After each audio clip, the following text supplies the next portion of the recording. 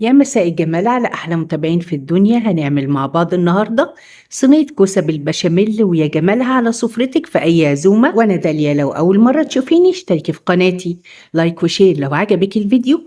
ولو عملتي الكوسة بالبشاميل قبل كده وما ظبطتش معاكي، خصوصا لو البشاميل بيطلع معاكي صايص وميته كتير وسائل قوي، هنعرف مع بعض النهاردة التريكات والحركات اللي تظبط معاكي صينية الكوسة بالبشاميل. من أسباب نجاح صينية الكوسة بالبشاميل البشاميل يكون تقيل، عشان كده أول حاجة هبدأ بيها إني أجهز البشاميل وأسيبه يبرد خالص. يا ريت بقى لو بيتيه ليلة في التلاجة هيبقى عظمة. ومعيار البشاميل التقيل اللي هجهزه: لكل معلقة كبيرة هرمية من الدقيق معلقة من المادة الدهنية وكوباية لبن. وعلى حسب مقاس صينيتك هتجهزي كمية البشاميل المناسبة ليها.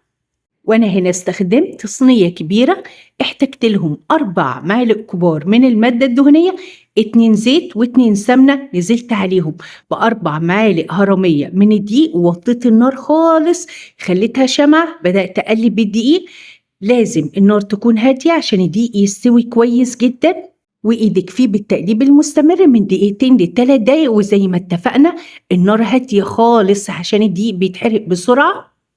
الدقيق استوى كويس، هعلي النار ولكل معلقة من الدقيق معيارها كوباية من الحليب. يا سلام يا سلام، لو عندك كوباية شوربة فراخ هتعملي ميكس من الحليب وشوربة الفراخ، 3 كوبايات حليب وكوباية شوربة، هتبقى تحفة، شغل فنادق. ما بنزلش بكمية الحليب كلها مرة واحدة، بنزل بيها بالتدريج. بنزل بشوية من الحليب وأقلب كويس جدا. أول ما العجينة تبدأ تتقل معايا هنزل بشوية تاني من الحليب، ده يضمن لي إن البشاميل ما يكلكعش، قوامه يبقى كريمي وناعم. هنكه البشاميل بمعلقة صغيرة من الملح الأبيض، ربع معلقة صغيرة من الفلفل الأسود. ما تكتريش من الفلفل الأسود عشان البشاميل لونه ما يغمقش. ضفت كمية الحليب كلها بالتدريج مع التقليب المستمر. هنزل بكوباية الشوربة وأقلب كويس جدا. هدوق البشاميل وأشوف ملحه مظبوط ولا محتاج ربع معلقة صغيرة من الملح. هسيب البشاميل يغلي من 3 ل 4 دقايق مع التقليب المستمر عشان مفيش أي حاجة تلزق في الحلة. كل ما اديتيله فرصة إن هو يغلي أكتر كل ما قوامه بيبقى أتقل. البشاميل جهز معايا، هطفي النار واسيبه يبرد خالص. ولو عملتيه قبليها بليلة سبتيه يبرد خالص وبيتيه في التلاجة، تاني يوم هيديكي نتيجة ممتازة. ولأن الصينية اللي استخدمتها كبيرة احتاجت 2 كيلو من الكوسة. نقيتها حجمها متوسط، لا كبيرة قوي ولا صغيرة. الحجم المتوسط ده بتبقى مسكرة حلوة جدا في الطبيخ. هغسل الكوسة واسيبها تصفي ميتها. ولتجهيز الكوسة هبدأ أقطع الجزء اللي من تحت وأقطع الطربوش اللي من فوق، وبالحرف المشرشر لمقوار المحشي هكحت الكوسة من بره بالراحة خالص. هجهز كمية الكوسة كلها بنفس الطريقة. اشطفي الكوسة كويس وقطعيها بالطريقة اللي تريحك، دواير بالورب ممكن مكعبات، المهم يكون حجمها متوسط زي الحجم ده كده، لأنها لو رفيعة هتتهري معاكي وانت بتسويها، ولو سميكة هتقطم معاكي وانت بتاكليها. فأهم حاجة اني وانت بتقطعيها يكون سمكها متوسط، لا رفيع قوي ولا تخينة قوي.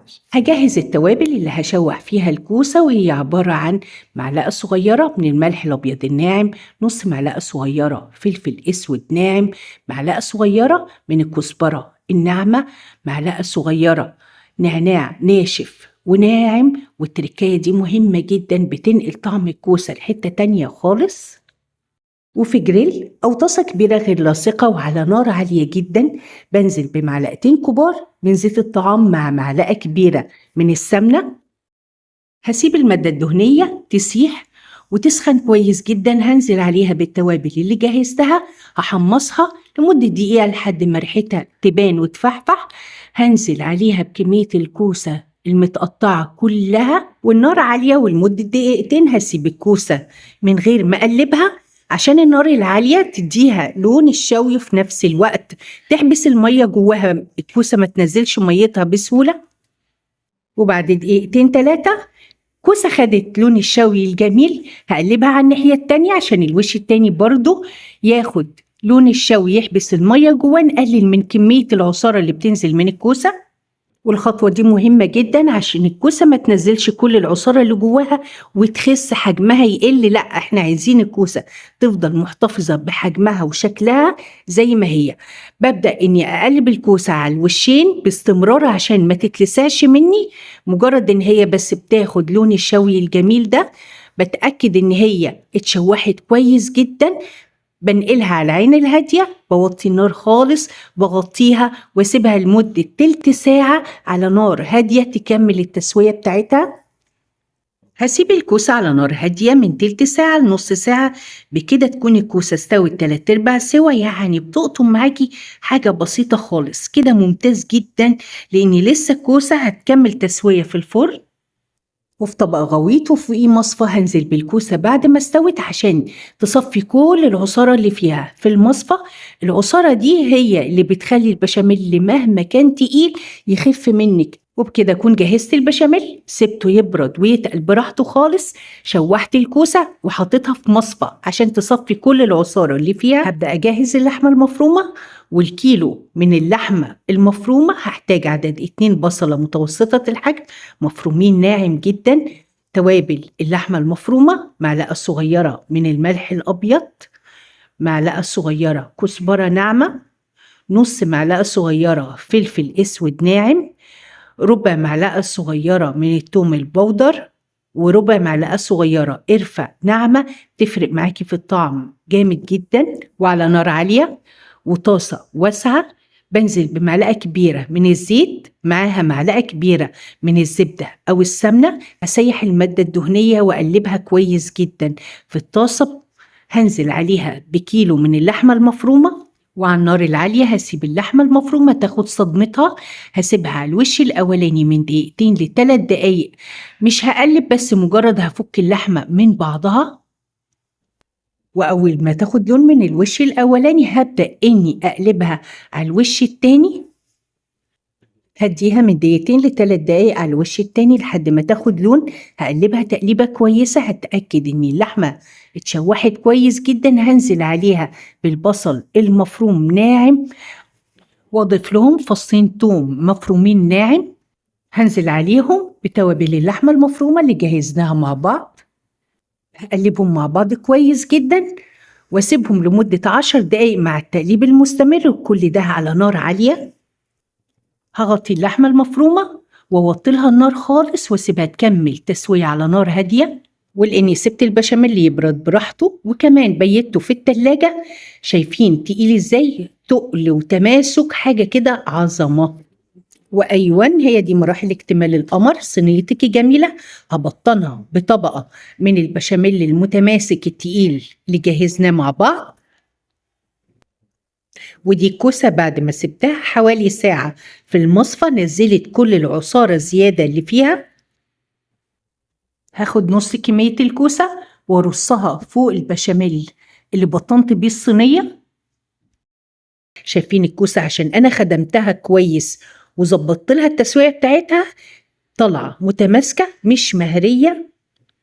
وهغطي الكوسة بطبقة محترمة من اللحمة المفرومة. يا سلام بقى لو عندك شوية موتزاريلا أو ميكس جبن وترشيهم كده فوق اللحمة المفرومة، يا عالجمال. هنزل بباقي كمية الكوسة وأوزعها كويس على سطح الصينية، وهغطي الكوسة بطبقة من البشاميل التقيل. وهنا الكوسة لو فكرت تنزل شوية من العصارة بتاعتها وهي بتستوي في الفرن، انتي مطمنة البشاميل بتاعك تقيل حتى لو خف شوية بسبب عصارة الكوسة، في الآخر هيطلع معاكي مظبوط. وهندلع وش الصينية بجبنة موتزاريلا أو ميكس جبن المتوفر عندك. لو ما عندكيش حاجة من دول، مسحة كده من الزبدة أو السمنة عشان وش الصينية يحمر ويبقى شكله جميل. بصي بقى على الطبقات وجمالها، حاجة كده لوز العنب في أي عزومة هتبقى هي سيدة الموقف. هنسخن الفرن كويس جدا وفي الرف الوسطاني على درجة حرارة 180، الفرن شغال من تحت بس. وهنسيب صينية الكوسة بالبشاميل تستوي من نص ساعة لساعة إلا ربع على حسب طبيعة الفرن لحد ما وش الصينية يحمر كويس. لو الصينية خدت وقتها في التسوية إنما وشها لسه محمرش، ممكن تشغلي لها الشواية من 5 ل7 دقايق، عينك عليها بتحركيها يمين وشمال عشان وش الصينية ما يتلسعش منك. جربي صينية الكوسة بالبشاميل بالطريقة دي هتطلع معاكي ولا غلطة. تحفة، طعمها جميل جدا. ولادك لو ما بيحبوش ياكلوا الكوسة هيحبوها، هياكلوها، طعمها خطير. حتى بعد التسوية في الفرن قطع الكوسة متماسكة، مش مهرية خالص، طبقة بشاميل محترمة. الصينية على بعضها كده لوحة فنية خطيرة. جربيها هتعجبك وتعجب ولادك، وبألف هنا وشفا.